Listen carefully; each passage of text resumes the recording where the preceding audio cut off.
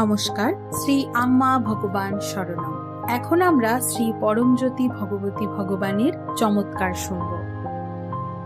আমি তামিলনাড়ুর কোয়েম্বাটোর থেকে বীর লক্ষ্মী বলছি। আমার ছেলে স্কুটারে যাতায়াতের সময় একটি অত্যন্ত গুরুতর দুর্ঘটনার শিকার হয়। তাকে অজ্ঞান অবস্থায় আইসিইউতে ভর্তি করা হয়েছিল। আইসিইউতে 40 দিন থাকার পরেও তার জ্ঞান ফিরে আসেনি।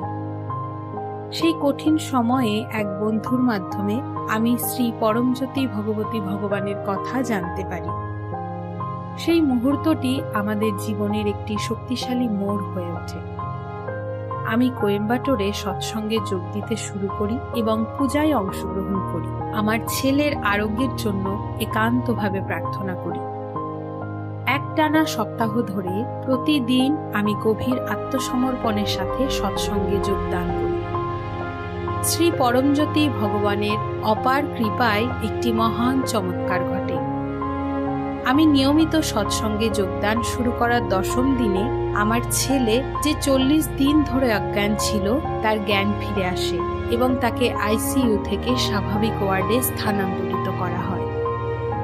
আমি মূল মন্ত্র জপ এবং প্রতিদিন সৎসঙ্গে যোগদান চালিয়ে যাই।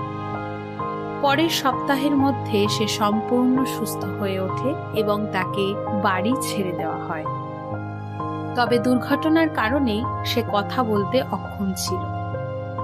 যেহেতু সে পুলিশ বিভাগে কর্মরত, তাই তাকে আর কাজে ফিরে যেতে দেওয়া হয়নি। আমি এরপর সত্যলোকে একটি পবিত্র হোমায় অংশগ্রহণ করি এবং সমাধানের জন্য প্রার্থনা করি। হোমের পর শ্রী পরমজ্যোতি ভগবানের অসীম কৃপায় আমার ছেলে চমৎকারিকভাবে আবার কথা বলতে শুরু করে। যদিও তার দপ্তর প্রথমে বলেছিল যে তাকে চাকরি ফিরে পেতে আইনি প্রক্রিয়ার মধ্যে দিয়ে যেতে হবে, পরে তারা নিজেরাই তাকে ডেকে পুনর্বহাল করে। এই অসাধারণ আরোগ্য এবং চাকরি পুনরুদ্ধার কেবলমাত্র শ্রী পরমজ্যোতি ভগবতী ভগবানের অসীম করুণা এবং কৃপায় ঘটেছে।